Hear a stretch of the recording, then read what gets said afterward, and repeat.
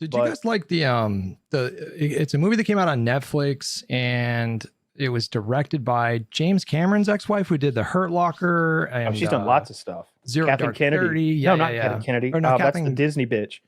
I don't remember what her name is, but she did one recently where it was like it was imagining if a nuclear warhead was fired at the United States, and it's like 15 minutes before it arrives. And it's from different perspectives. You guys didn't watch it? Idris Elba was the president in that movie, but it was really good. No, I haven't seen that. It was good. I got by Netflix. I thought I canceled it like 9 months ago because every once in a while I'll re-get Netflix because I'll want to watch all of Seinfeld, and then I'll watch Seinfeld for like 3 weeks, and then I'll scroll through and be like, "There's nothing here I really want," and I'll cancel it. I paid those fuckers 8 months. Never watched it. A House of Dynamite. That's what you're talking about. So it's called A House of the 90s. I like what I like. You know, Taylor's like, you know what? Simpsons season 2, peak entertainment. Seinfeld, like you did. Seinfeld rules. They make them all the time. Yeah, but the old shows are better for the most part. Like I just like them more.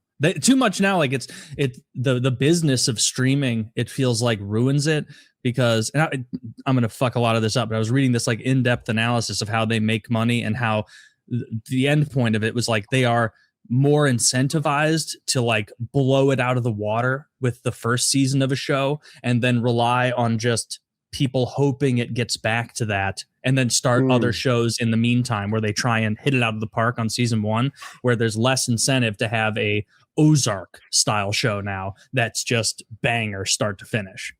The streaming stuff is the acquisition of Warner Brothers by Netflix is fucking insane. Like, it's awful. They talked openly about like a 17-day window for theaters, which is nuts. Like, I don't know how they're going to attract really. Well, I mean, like there's a lot of filmmakers that don't want to participate in that kind of a thing. Like Nolan, I feel like is leading the effort against that kind of stuff. And he's all about preserving the theater experience. Problem is right now is like people got way too used to streaming stuff. Like there's a part of me that's like, all right, listen, just like the market does what it does. And if people want to watch stuff at home, it is what it is, you know, that there's like a part of me that's like that. But at the same time, you know, I can understand if you're someone like Nolan and you spend all this time and energy making something that's meant to be seen on a big screen. I can understand why he would want to be protective of that. But like, I mean, Warner Brothers would want me to pay $40 to take my wife to a movie theater. Revenues as well. Think about how he gets paid. He's getting paid on the gross of the film. And I don't care what equation you use to give him a little bit out of the subscriber, like booty pile, but it's never going to be the same. Like, especially if you're like James Cameron, that new Avatar movie is probably going to make $2 billion again. He makes $2 billion a fucking movie. He doesn't want his shit on your streaming service 17 days later. It's just heating up 17 days later in. Yeah. It's got and like TVs are the one thing. Why they want me to go to the movie theater and why they want me to pay, you know, $50 for a day out. But from my perspective, it's just not that much better than my home setup. Well, the theater experience, I don't know where you guys live, but the theater experience where I live is way better. Like they had to adjust their models after the pandemic. And so the theater down the street from my house and basically every theater in the area replaced all those uncomfortable, awful chairs with the cushy ass recliners. And so even though the tickets are more expensive, like it is nice going to, you know, fucking IMAX showing of Dune 2 and sitting in a recliner. So I'll happily pay like $25, you know, for that. You know what my issue is? Those recliners are absolutely cuddle proof. You can hardly put your arm around your wife in those recliners. I think they do it on purpose. It ruins the movie for me.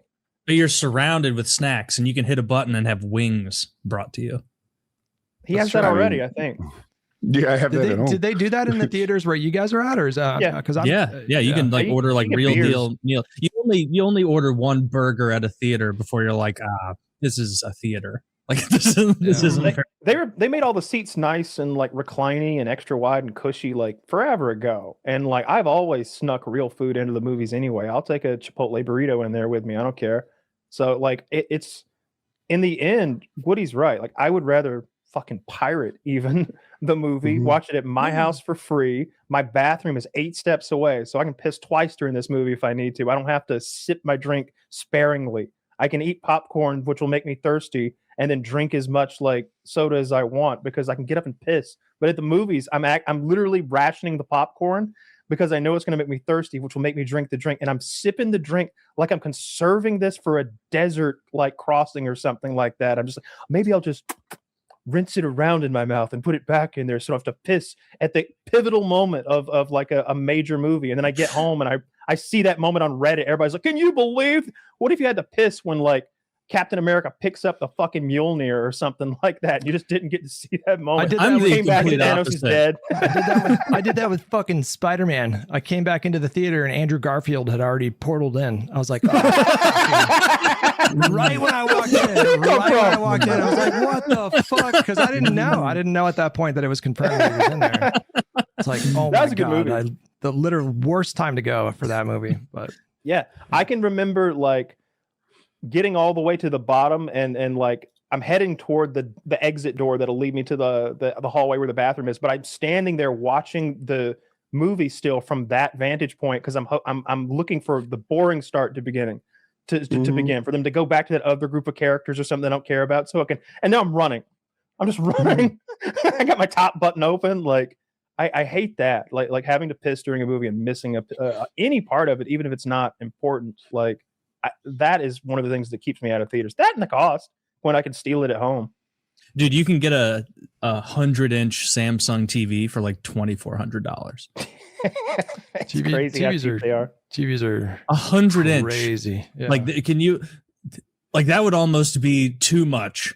You'd be like, like you couldn't even look at the whole screen. Well, I guess it depends how far you're seated, but OLEDs are still. Woody's got 100 something. Is yours 150? That projection? No, I want to say 109.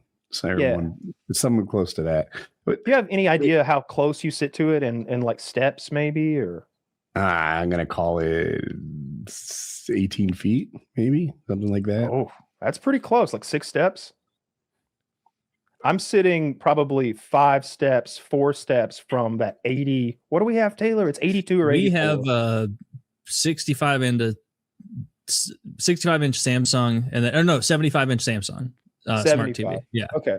That thing's enormous. We have the exact same one. I think we might have the same TV because is it a QLED? Yep. Yeah, I think we have the same TV. That's a good TV. It's a solid TV. Yeah. I like it. I'm loyal to Samsung now with TVs. I actually downgraded. I had an 85-inch, and then it was just too big because like our living room's spacey enough, but we can't. Too big. I was just like, how far were you from probably seated like to 6 or 7 feet, maybe? Oh my, that might be a little. There's a subreddit called TV Too High. TV Too High. Yeah, I've seen that. And it's people who have, dude. The last house we were at had this situation where the living room had very high ceilings. I think they were 16 feet or something like that. And it had these big windows at the top and light would shine. It was nice. I had to pay somebody to climb the fucking ladder, literally tent them. But anyway, the fireplace is in the middle of the room. And then there's this like wooden mantelpiece. Yeah. And then there's more wood that goes all the way to the ceiling, like the full like 16 feet up or whatever. And so I can mount my TV as high as I want. I could mount it 16 feet high if I wanted to. And so I've got my couch in place and I'm kind of looking at it. I'm doing this thing.